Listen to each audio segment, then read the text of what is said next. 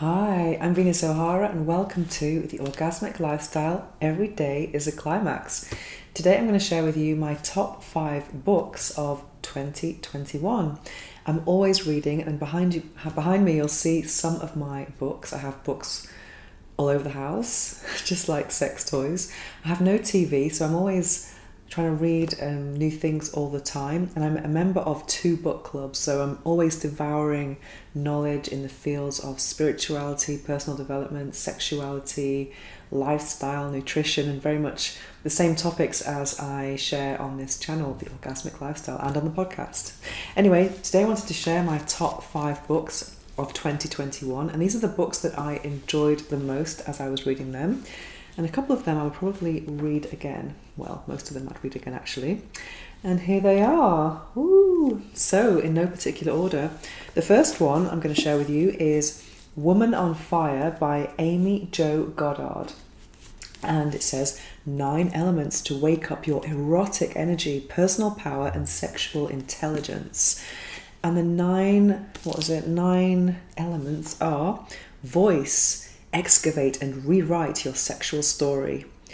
Release. Make space for the sexual self you've been waiting for. Emotion. Show up as emotionally powerful. Body. Know and radically accept your body. Very important. Desire. Activate desire and create a sexual practice. Permission. Give yourself permission to be erotically authentic. Play. Develop sexual skills and remember how to play. Home.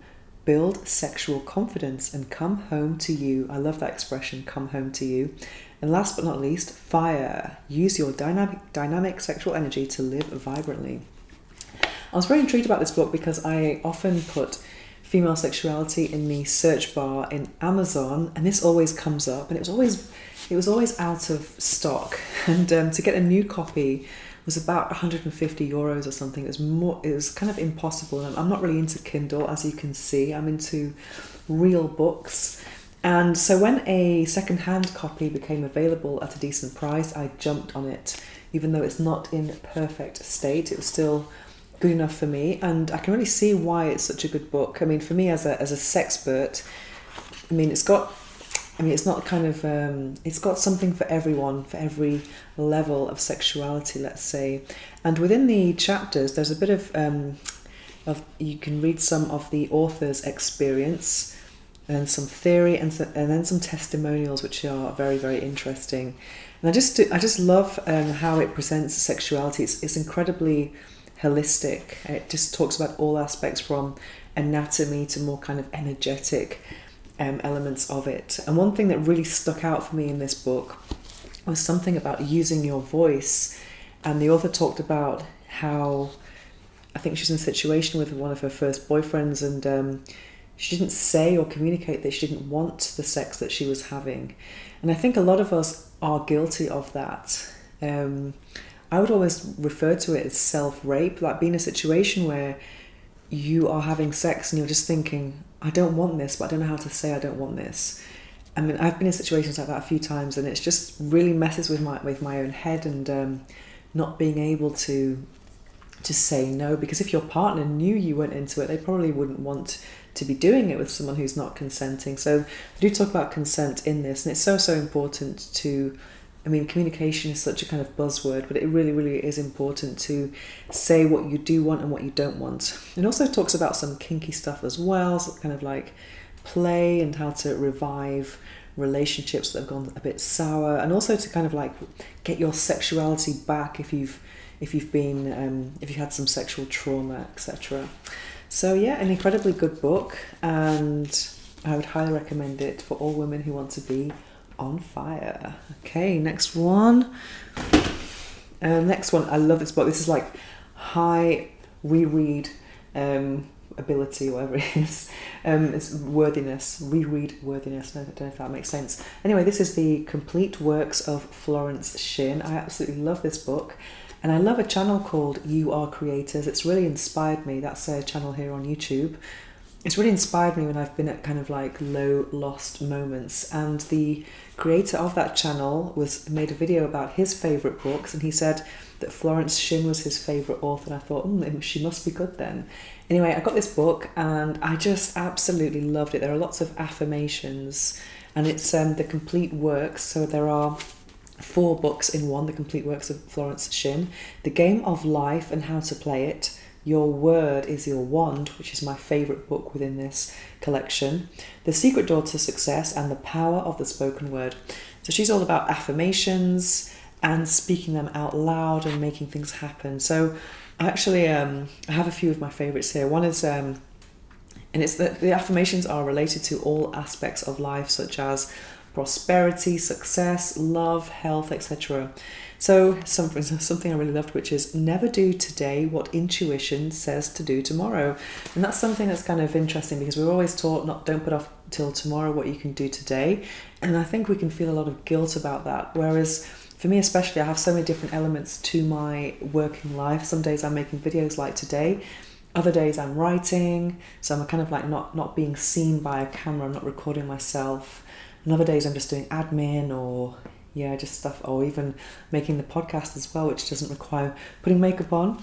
But sometimes I feel guilty. I think, oh my God, I've got to do that, and I don't really feel like it. But for the most part, I actually kind of respect my biorhythms, and if I don't feel like being seen by the camera one day, then I'll kind of do writing that day. And if I feel like now I've got my makeup on, I'm going to make the most of it today, then I'll do that. So I think it's so when I read this this affirmation, never do today what intuition says to do tomorrow, it really kind of resonated with me. I just thought, yeah, I've been doing the right thing. And then another one that I love, let me see if I can find it. It was about prosperity. And also another thing I really love is actually, because in this era of social media, everyone is kind of like comparing themselves to everyone else, thinking I'm not enough, they're doing that and I'm not, blah blah blah. A lot of envy. And it says, what God has done for others, he can do for me and more. So we should never compare where we are to where other people are, because we all have different paths. And if someone's had great success, then there's no reason why you shouldn't be able to have great success too. It'll be a different way, of course. And one that I absolutely love as an orgasm activist. I have a magical work in a magical way. I give magical service for magical pay. I love that. So highly recommended, the complete works of Florence Shin. And also you can kind of just grab this book at any time and just flick to a subject that you are interested in manifesting. Just read them out loud. I mean, that's something that I do. Things about prosperity or health or whatever, and it's kind of good to, it's kind of like, I would call it consensual brainwashing. That's why I love affirmations. Okay, next book. Wow, Calling in the One. 7 weeks to attract the love of your life. Catherine Woodward Thomas. And this book is very interesting. It's 49 days, so you read a little bit every day, and it has amazing reviews. A lot of people have gone through this process and they have actually found the one just before they stopped reading it, or after they finished reading it. And one of my friends actually did this process, and she found the one, her current boyfriend, through this, and she's recommended it to other people, and they've also had success. And if you read the Amazon reviews, you'll just be like, wow, you'll be sold if you are looking to call in the one. Earlier this year I did therapy, and I'm so glad I stopped it though, but it was useful. It was useful during the time I went, and I kind of was able to address a lot of my traumas from childhood and to my attachment style, etc. And I felt that this book was almost like a continuation of that therapy. It's all about being accountable for your situation. For example, I think a lot of us, we're not accountable. We think, I'm single because all the good guys are taken, or we're kind of blaming circumstances or other people for our own situation. Whereas this kind of like helps you to become really accountable, and also to try and kind of make room in your life for a new person. And there are lots of, and also what I found very interesting is it tells you to kind of make a list of things you would like to, or qualities of your ideal partner. It doesn't say like, oh, he has to be vegan and blonde and tall and blah, blah, blah. It's more about how you want them to make you feel. For example, it could be supported, desired, or just things like that. So it's more about the feeling they should provide to you, or and then rather than their kind of like superficial attributes. And I think that's really important. It's kind of like a shift of focus, really, because I do think we look at things like, oh, he has to have this car, he has to have this, blah blah blah, where those things are not really important. It's about how that person makes you feel, like loved, supported, and desired, and things like that. That's what we all want. And also to have some kind of play and fun, and someone who really lights you up. So it's very interesting, and I really highly recommend it. And even if you don't find the one, I think it's a good process to go through. It's a bit like therapy, and after every 3 pages or daily reading, there is a kind of task that you can do to try kind of embrace the lesson, so to speak. And I really love it. Although I haven't found the one, I have been on some dates, and it's been kind of interesting to get back out there. And it's been quite interesting. I've just realised, I think when you even have dates that go wrong or go badly, you kind of learn from them. You learn what you do want and what you don't want.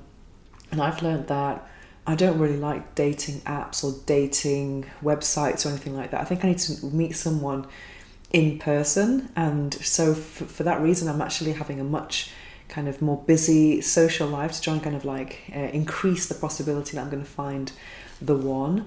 And yes, that's my objective, really, because I've had these painful dates, and you're like in a bar and you're thinking, oh my God, who is it? Is it him? Is it him? And I just feel really nervous in that situation, and also trying to find conversation, whereas usually I can talk about anything, but it's just very, very awkward. And also I think it's just an awkward situation, and I kind of I met some very nice guys though, but still that situation is still like not completely flow worthy, so I think it's just best to kind of mix with people that you think could be compatible in different areas. And it's very difficult with the lockdown. We've had our social lives have been reduced a lot, but for me now I'm becoming more and more active, and hopefully I will find the one day. But I do recognise or acknowledge that I do have some resistance, and they do talk about that in this book. And part of my resistance is that I don't have any good examples of couples around me, to be honest. I mean, I crave like sex and intimacy and support and things like that. I know people I know who are in couples,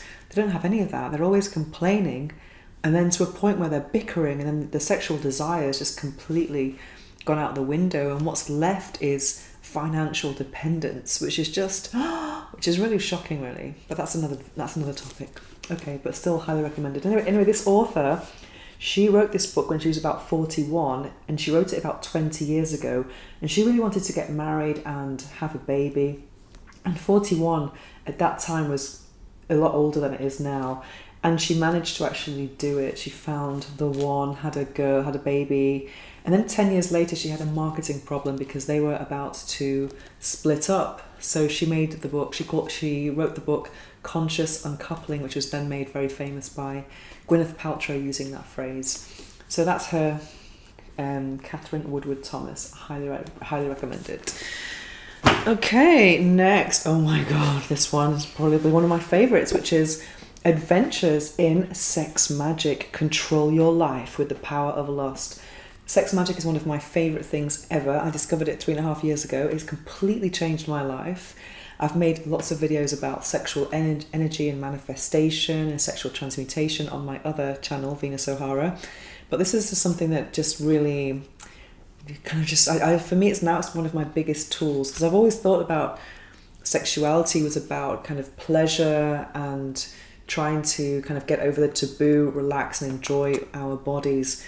But this takes sexuality to another level. It's about the power of sexuality and how we can use it to manifest using magic, and actually setting intentions with our orgasms and sexual energy.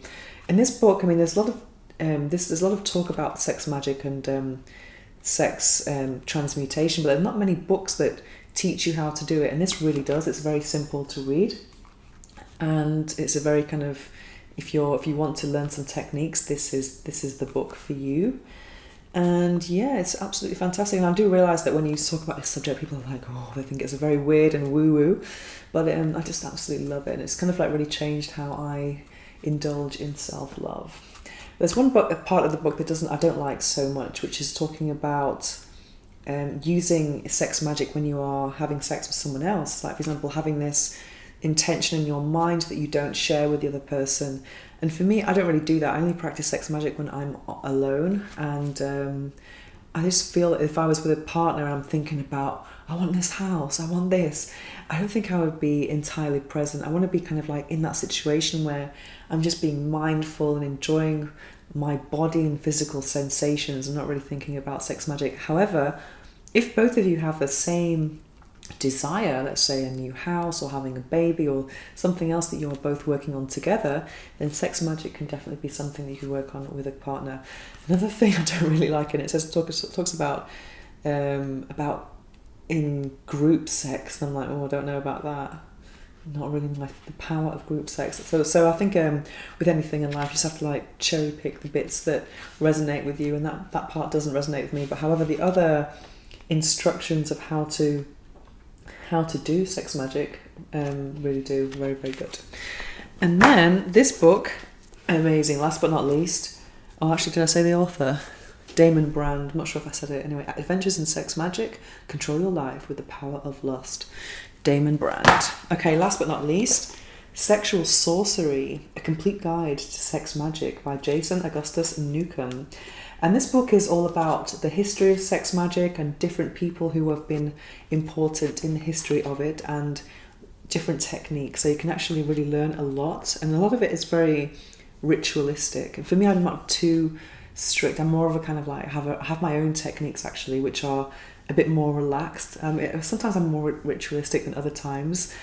But I do like this book a lot. I mean, it's very kind of quite dense. There's a lot of information in it.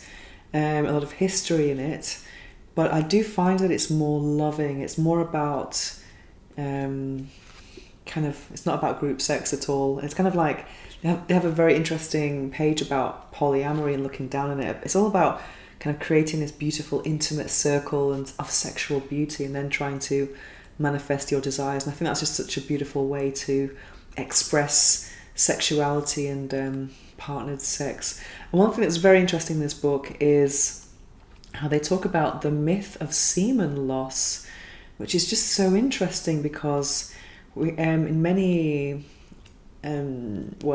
spiritual sacred sex circles, they talk about men losing their vital life force by ejaculation, where this book kind of goes against that, and it says that it's kind of a myth, the myth of semen loss. And it said that like energy is not finite. So I just think that's a very interesting perspective. I wouldn't know. I'm not a man, but I thought that was an interesting point of view anyway, to kind of like not lose energy through ejaculation. But obviously, you'd have to be a man to know that. So yeah, very interesting. And I would definitely read this book again because sex magic is kind of becoming my topic of expertise, so I want to get really good at it and also manifest lots of great things. And it must be used for good things, which is very, very, very important. We're not kind of like making spells for terrible things. It has to be good for you, good for the world, and yeah, muy bien. Okay, so that's it. There are my top 5 books of 2021. And what about you? What have you read this year? I'm always personally looking for book recommendations. I would love to hear about your favourite books. And also in my podcast, I always ask my guests, what is the book that changed your life? And then I have another one on my list to read. I just cannot absorb enough information. It's fascinating.